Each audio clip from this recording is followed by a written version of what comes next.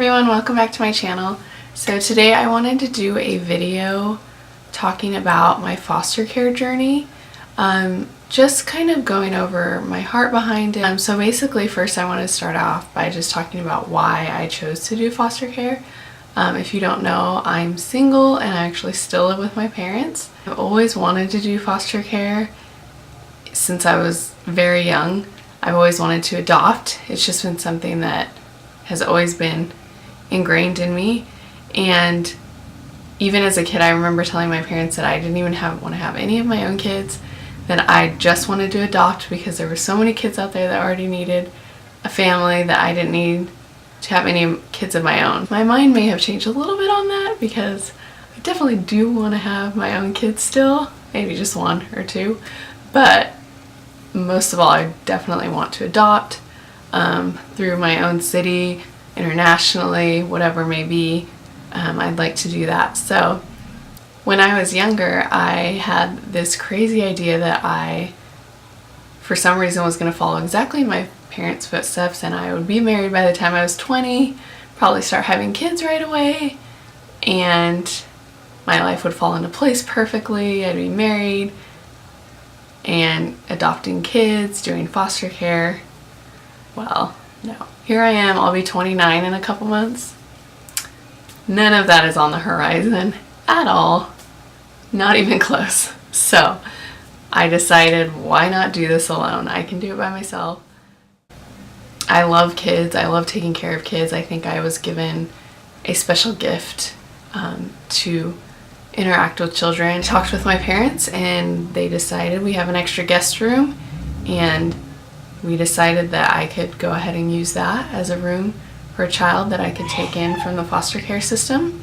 So as soon as they gave me the okay, I went and found an agency and started the process.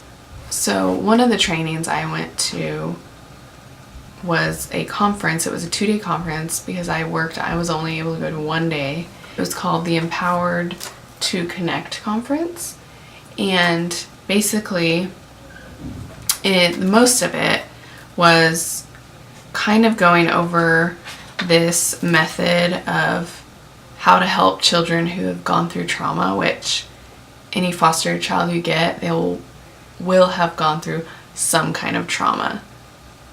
Whether it's really terrible or just very minimal, they will have some kind of trauma and they will have to deal with it, and that will come out in their behavior. And they were just kind of teaching us how to go about dealing with it. And so they went over this method that Karen Purvis, I believe she created it, and it's trust-based relational intervention. And it's a step-by-step intervention designed to bring deep healing to at-risk children and their families. It was amazing, you guys. Like, anyone that will listen to me, I'm like, have you heard of Karen Purvis and the TBRI method? Like, seriously, just from that one day, I was like blown away, because they showed us how kids that come from trauma might act, or how it might come out in their behavior. But not only told us how they might act, they gave us steps on how to deal with it accordingly. So it was really amazing. They showed us videos of actual kids acting out and just how they deal with it, and just they use this certain method no matter what the situation is. And it was really eye-opening, and just some of the behaviors they said that kids do, and you just think, oh, they're being a brat or they're purposely disobeying because they don't want to listen. It's like, it was very eye-opening. It brought me to tears a few times, actually, because it was like, oh, I've been looking at these kids so wrong, you know? I've been seeing their behavior as just plain disobedience, when it's just really them surviving. That's the only way they know how to survive, is to act this certain way. And it's our job to give them tools to learn how to properly share our feelings and our emotions in a healthy way. So it was just awesome. At the training I went to, the conference, they gave us a few books that were like really good to read, that kind of went along with what they were teaching us. So I actually just got the order in today, which is why I'm making this video. I thought I would go over the books and what I got in case you're like interested or you are also in the foster care process. And maybe these are some books you haven't heard of and you might be interested in reading too, so I thought I would kind of go over them. I went a little crazy on Amazon. Okay guys, confession. I have something delivered from Amazon like once a week. It's getting bad. Like the Amazon app on my phone is probably gonna stop working pretty soon because I'm constantly on it like, oh, what? I can get this? Click, buy, it has all my information there in a few days. I mean, it's just too easy. I need to stop. I need to get control. But it is good for this kind of stuff. So I went a little crazy, bought a few books. So one of the books I got was called The Out of Sync Child. It's recognizing and coping with sensory processing disorder. They talked a lot about kids with sensory disorders, which I didn't really understand until they started talking about it. And some of the stuff I was kind of like, oh my gosh, do I have a sensory disorder? Because they showed this girl, they showed a video of this girl and she was a teenage girl and she was in a room with a bunch of people and they started playing this like clapping game and it got really loud and rambunctious and she just kind of like melted into a ball a little bit and like started sucking her thumb because she just like didn't know how to cope with everything that was like, there was just too much happening. And sucking her thumb even as a teenager was her coping mechanism, which is also when they taught us like we can't take away a coping mechanism without giving them a healthy one to replace it with. We can't just say, stop sucking your thumb. I don't care that you're 16, you know? So anyways, but when she started like pulling away and she was like, you know, kind of just like, you could tell she was just like so overwhelmed, I immediately was like, oh my gosh, I feel her pain. Like I am most definitely an introvert, and sometimes when there's too many people in a room or there's so much going on, I just like feel like I start to melt and I'm just like, get me out of here. Like, how do I escape? Does that mean I have a sensory disorder? This book, it's called The Whole Brain Child. 12 Revolutionary Strategies to Nurture Your Child's Developing Mind. So that's what it looks like. They talk about the upstairs brain and the downstairs brain. They talked also a little bit about this at the they just covered so many topics at this conference. It was kind of mind-blowing, which is probably why I wanted more, because I felt like I was just, you know, getting the surface of it and I just wanted to dig deeper and learn more. So another reason I bought these books, I want to learn more. Then this one I'm most excited about because one of the authors is Karen Purvis, who a lot of the stuff we learned was from her at this conference. So it's called The Connected Child for Parents Who Have Welcomed Children from Other Countries and Cultures, from troubled backgrounds with special behavioral or emotional needs. Please don't judge my nails. I'll read this one first because I'm just really, I want to read everything that Karen Purvis ever said or thought, because I think she's like a genius and she's amazing. So I'm really, really excited to read this one. And then they actually suggested some like books for kids to have in your home when you get foster kids, and like kids books. And so there was this one called The Redo-Roo. And basically I think this one is to help how to teach appropriate behavior, how to be accountable for your actions. And they have a whole, like, you can see that is not the kids part, like tips for parents on how to teach this concept while reading this book. So I thought that was cool, so I picked that up also. And then the same authors had written quite a few other children's books too to teach lessons to kids. So I also got this one. It's called Doggy Doesn't Know No. I thought it was cute. Basically teaching kids what it means when someone says no, accepting no, teaching tips for parents, and this one also has. So they all have like these teaching tips to go along with the book, which I think is really cool, because I was kind of like, am I even going to understand the lesson in the book? I know. But you know what? Have you done kindergarten homework lately? It's a beezy. That's all I gotta say. So, kids' books even, I'm like, I don't know. Will I understand it? Will I understand the lesson they're trying to teach? I don't know. Also, I just want to do a little the more you know type thing. I don't know what it's called. Just a little heads up. I feel like when you embark on something like this, there's going to be a lot of naysayers and people who are going to be really negative. I have actually not found that yet. I've not had a single person tell me I couldn't do this, or that I wasn't prepared, or that I don't know what I'm getting myself into. Every single person I've told has been so supportive, which I'm like so thankful for. I wrote about it on my blog. I had so many comments of people saying they were proud of me and they think I'm going to do amazing.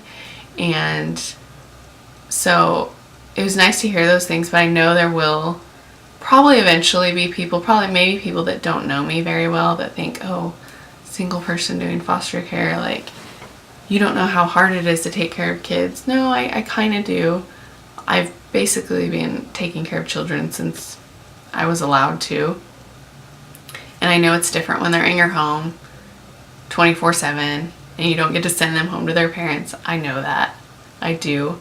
And I know it's going to be hard. I know this will probably be the most difficult thing I've ever done. But I think because I'm aware of that and going into it knowing it's going to be hard, knowing it's going to be difficult, I have a little bit better, not chance, but I just have a better understanding of it all. I've kind of like seen it. You know, my parents were foster parents. A lot of my friends growing up were in the foster care system. So this isn't something that's completely foreign to me. I know what happens, I know how difficult it can be with the social workers and the court and the visitations and all that stuff. This isn't brand new to me. And so I know a little bit about what it is to go into this. To have my own kid, no, I don't know what that's like. For it. Am I prepared for it? I can prepare as much as I want, but I don't think you can prepare for having kids. Like, first-time parents, whether it's someone who's giving birth to their own child or adopting their child for the first time, it's not something you can completely prepare for. You can prepare as much as you want, but it's one of those things you learn as you go, and I'm totally open to that, and I know that's how it's going to be. I'm going to make mistakes, and I'm okay with that. And so I don't know, I just wanted to say that I kind of know what I'm getting into, and anyways, just wanted to throw that out there, that I know it's going to be hard. I'm aware, but I'm ready for the difficult. I'm ready for the hard, because even though it's hard for me, I can't imagine how much harder it is for this kid who's getting pulled out of their home and put into a complete stranger's home and told that it's safe now. You're safe now. I mean, can you even imagine? I can't. Also, a lot of people are like, oh, this is one thing I've heard more than anything, which makes me really sad. When I tell people, a lot of people say, oh, I think that's awesome that you're doing that. I would love to do that, but it would hurt too much to give the kid back. And my immediate thought is, oh, really? It would hurt too much? I think, really? Really? It would hurt too much for you? You know how much that kid is hurting? You know how much they need a loving home? You know how many loving homes they still need in the foster care system? They need so many families. So if you're watching this and you've thought about it, maybe take this video as your cue to do something about it. Because there's so many kids out there that need loving, safe families. And if you can provide that for even just one kid, then you can make a huge difference in a child's life. Some of us can't imagine not feeling safe going home to our parents' house. I can't imagine what that's like. And if I can give one child a safe place to lay their head at night, then I can go to bed at night and sleep with a clear conscience that I'm doing something for these kids, even if it's just one kid at a time. And if their parents get their act together and get them back, then that's awesome. The goal is reunification when you're in foster. That's another thing just to be aware of. When you're strictly doing foster care, not foster adopt, the goal is always reunification with the parents. So just go in knowing that. A lot of people are more open to doing foster adopt because then they're going in to adopt the kids, which I think is great too. Don't get me wrong, if that's what you're thinking about, go do that too. But they strictly need parents for foster care only, who the main goal is to reunify them with their parents. And like I said, a lot of people are like, oh, that hurt, I couldn't give them back. Okay, I just can't live with myself as using that as an excuse. I'm sorry, I've heard it. I've heard it several times. It seems like a valid excuse. It would hurt me too much, but it's not about me. It's about the kids. These kids that don't have homes, that are being abused, that aren't being taken care of, that are being abandoned by their own birth parents. Don't want them, or abusing them, or hurting them. But it might hurt you too much to have to give them back if their parents do get it together. If that's how you feel, that's fine. And I'm not judging you. I'm just saying, if that is something that you have used it as an excuse, maybe rethink that a little bit. You're not thinking about the kids. You're thinking about how you're going to feel. Yeah, it'll hurt. It's probably going to hurt like hell, honestly. But that's okay. I can hurt a little bit. I'm okay. I'll be okay. I don't know if that kid who might end up not in a safe foster home, because there are foster homes out there that might be just as bad as a birth parent's home. We don't know. Sometimes they, aren't doing it for the kids. They're doing it for the money, which is crazy, but it's not about me. It's about them. That's what it comes down to. Because honestly, I have thought about how hard it will be, and sometimes through this process, it's only been a couple months, but there's been a couple times that I've stopped and thought to myself, maybe I do need to wait till I'm married. I don't know if I can do this alone. I would much rather be doing this with a partner, with someone on my team to help me. But I can't wait, because I don't know when that will happen. And there's kids that need homes and that need me specifically right now. So I can't live with myself saying, oh, I don't want to do it alone, or it'll hurt too much. Maybe that's just me, but I can't do it. I have to do something. This video is getting very long. I'm gonna go ahead and end it right now. Any questions, feel free to ask me. I'd be happy to answer them. Comments, anything. Hopefully I wasn't too harsh. Just my heart, that's how I feel. So I will see you on the next video. Bye.